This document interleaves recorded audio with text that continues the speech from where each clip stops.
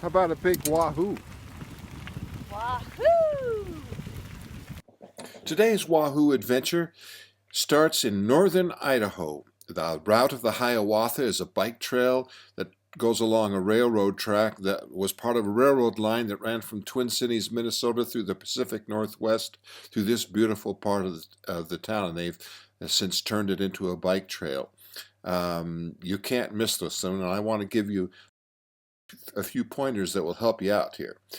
I suggest you stay in the historic town of Wallace, Idaho, which is off of I-90, which is near the trail.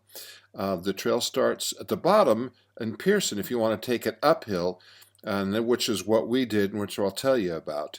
But to get there from Wallace, there's a back road. You'll have to ask people. It'll take you maybe 20 minutes to get to the bottom of the trail at Pearson, was where we started. And then just a warning about this, because the GPS took us out of Wallace, clear down I-90, clear around other trails. It took us 3.5 hours to get to something that was only 20 minutes away because I didn't ask people. The trail is 15 miles long. Pearson's down there on the left, and again, we started at the downhill portion because we have e-bikes. This is the historic town of Wallace, plenty of places to stay. This is the beginning of the trail from Pearson at the bottom of the trail, and you have to pay for it. You have to register, and so it'll cost you.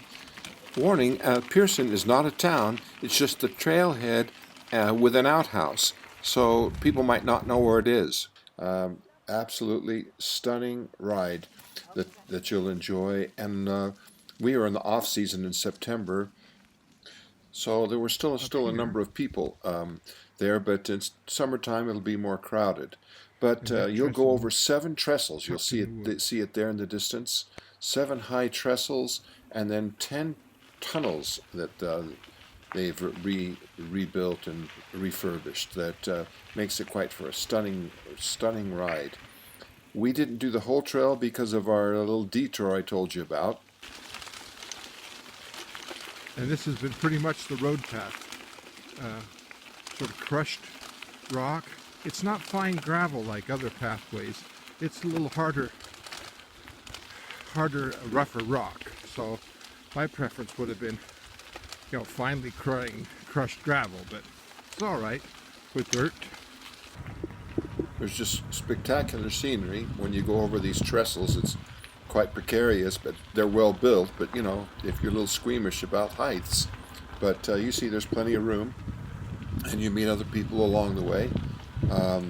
But as I was saying, there's 7 of these trellises that served this luxury train line back in the 40s. Just a gorgeous day in Idaho. These trestles are just tucked here and there. Closed tunnel. Rerouted trail. Here's the other side of the closed tunnel. It's collapsing due to fault line. And you come to another tunnel. Pretty cool stuff. Here. See that trestle?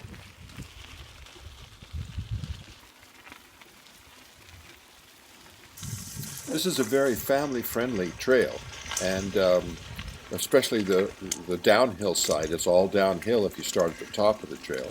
But all along the way, there's these historical placards to let you know a little about the history of the area. Back in 1910, there was probably the biggest fire there was in the U.S. that was through this area. It's very unique in the way that it gives you a vista about every 5 minutes. Either going through a tunnel or on a trestle that just gives you a spectacular view. You see a lot of happy families on this trail. At the top of the trail, there's a 1.6 mile tunnel. If you go from the top of the trail like most people do and ride downhill, but we didn't do that. We only went 9.4 miles from the bottom, so we didn't do that big tunnel, but it would be 15 miles if you did it all.